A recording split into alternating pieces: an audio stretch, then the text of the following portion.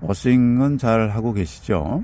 이제 건강이 안 좋으신 분들은 굉장히 오랫동안 하셔야 됩니다. 하루 일과 중에 뭐 책에 기술되어 있는 내용처럼 낮이나 밤이나 계속 땅과 연결되어 있는 게 중요합니다. 내가 뭐 어싱 시간을 많이 이만큼 했으니까 이제 안 해도 돼가 아닙니다. 어싱 시간을 줄이면 그만큼 효과도 떨어지고요. 어싱을 끊게 되면 예전에 몸이 안 좋은 상태로 다시 돌아가게 되어 있습니다. 오늘은 그 접지에 대해서 좀 말씀을 좀 간단히 드리려고 합니다. 이제 드릴 말씀이 있는데, 예전에는 이제 저희가 이제 어싱 시공만, 그러니까 접지 시공만은 따로 하지 않았습니다. 저희 매트를 구매하시는 분에게 이제 접지 시공을 같이 해드리면서 이제 판매를 했는데, 이제 2025년부터는 이제 접지 시공을 원하시는 분, 그러니까 매트는 내가 기존에 가지고 있고 접지 시공을 좀 해줬으면 좋겠다, 이렇게 하시는 분들은 이제 따로 하실 수가 있으세요. 이제 그 자세한 금액이나 지역별로 좀 차이가 있고 길이에 따라서 차이가 있는데, 자세한 내용은 이제 저희 자사 쇼핑몰이나 이제 네이버 쇼핑 이렇게 이제 올려놨습니다. 상세 페이지에 참고하시고요. 필요하신 분은 이제 연락 주시면 이제 접지 시공만도 가능하다, 이 말씀을 좀 드립니다. 물론 이제 나중에 추후에 이제 저희 어싱 매트를 구매하시겠다라고 하시면은 이제 그만큼 접지 시공비가 빠지게 됩니다. 물론 다 빼드릴 수는 없고, 실제적으로 접지 그 가격의 한 80% 정도는 이제 차감이 될 겁니다. 우리가 이제 어싱에 있어서 그 접지가 굉장히 중요하다는 거를 굉장히 제가 강조를 많이 했습니다. 지난 몇 년간요.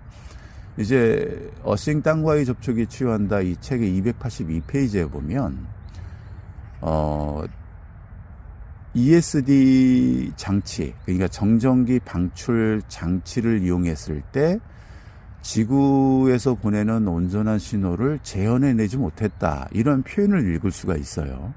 그래서 제가 그 설명을 좀 드렸었죠. 왜 그러냐면 ESD 그 장치에서는 1메가옴이 되어 있다. 1메가옴이라는 게 뭐냐, 이제 설명드렸듯이 저항입니다. 저항. 이게 전기가 잘 안 통하게 하는 거예요. 뭐 쉽게 얘기하면 혈관이 막힌 거, 뭐 이렇게 생각을 하시면 됩니다.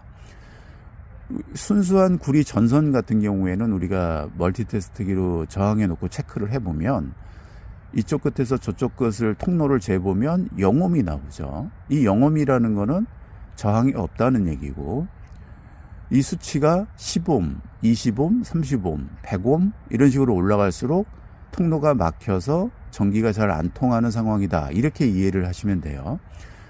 그래서 일반 구리선 1000옴 이렇게 되면 결국에 일반 전선보다 1000배 정도 저항이 많다. 이게 이제 앞에 K자가 하나 붙는 거죠. 그러니까 일반 전선보다 저항이 1000배 정도 더 많다라고 하면 앞에 K자가 붙습니다. 그래서 보통 어싱 원단들이 실제 100kΩ 정도 나오고 100에서 300kΩ 정도 나오고, 어떤 거는 심한 경우에는 메가옴이 나옵니다.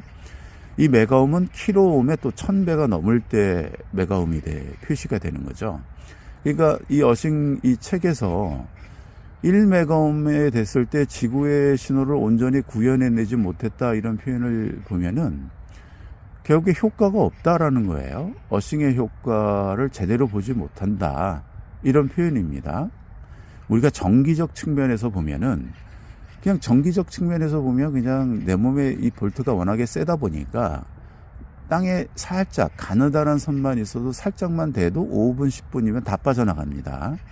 그러니까 정기적 측면만 보실 게 아니라 이 어싱에 있어서는 땅에 자유전자가 몸에 들어와서 우리 세포 속에 있는 미토콘드리아에서 영양소, 산소, 전자를 이용해서 그 ATP라는 걸 형성을 하고 에너지, 우리가 세포의 그 활력, 에너지를 쓴다. 그래서 이 메커니즘도 굉장히 중요하다. 그 다음에 자유 라디칼을 중화시키고 안정화시킨다. 그렇게 함으로써 몸의 만성 염증으로 치닫는 것을 중화시켜서 안정화를 이루어준다. 이 전자가 그런 일들을 하는데, 이 전자가 들어오는데 우리 몸에 유입되는데 맨발 걷기를 하게 되면 일단 닿는 면적이 넓죠.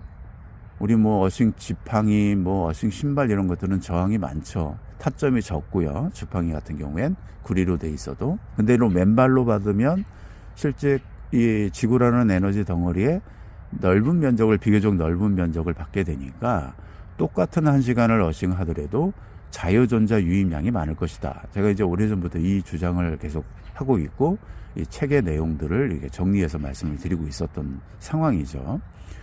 그래서 이제 저희 그 어싱 매트 시공에 보면 이 구리봉을 많이 묻죠.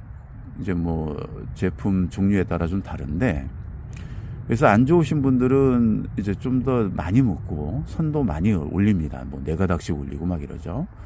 그러니까 선도 보통 전기적 측면에서 보면 하나의 선만 내리면 그냥 그걸로 끝나는 건데, 이제 어싱 측면에서 보면 한 가닥의 선 가지고는 부족하다. 왜냐하면 우리 몸이 예를 들어서 모든 사물이 이제 원자로 구성이 되어 있고 그 원자 주위에 전자로 돌고 있는데, 이 전자의 크기 또한 아주 엄청나게 작지만 크기는 정해져 있을 것이고, 그 정해져 있는 그 크기의 구리선을 타고 올라오는데 한계가 있을 것이다. 그래서 구리선도 넓을수록 좋고 구리도 많을수록 좋다. 이렇게 주장을 하고 있는 것입니다. 이 주장이 맞다라고 생각하시면 그게 괜찮을 것 같다라고 하시면은 그렇게 시공해서 그렇게 쓰시는 거를 추천합니다. 그냥 뭐 정기적 측면만 보고서 아예 하나만 묻어도 돼요 라고 생각하시면 뭐 그냥 그렇게 쓰시면 되는 거고요. 다만 제 주장은 이렇다, 이런 것들을 말씀드리고, 저희 시공은 또 이런 식으로 접지 시공도 나뉜다, 이런 것들을 말씀드립니다. 아무쪼록 아직까지는 그래도 좀 춥습니다. 몸을 따뜻하게 보온을 유지해 가면서, 그러면서 이제 야외 어싱을 하시기 바라겠고요. 이제 집에서 어싱 할 때도 또 콘센트는 이용하지 마시길 바라겠고, 이제 왜 하지 말아야 되는지는 이제 누차 설명을 드렸습니다. 그 영상들 찾아서 보시기 바라겠고요. 아직까지는 날이 좀 춥습니다. 몸 보온에 신경 쓰시고, 길이 미끄러운 곳도 많으니까 조심히 살살 어싱하시기 바라겠습니다. 네, 감사합니다.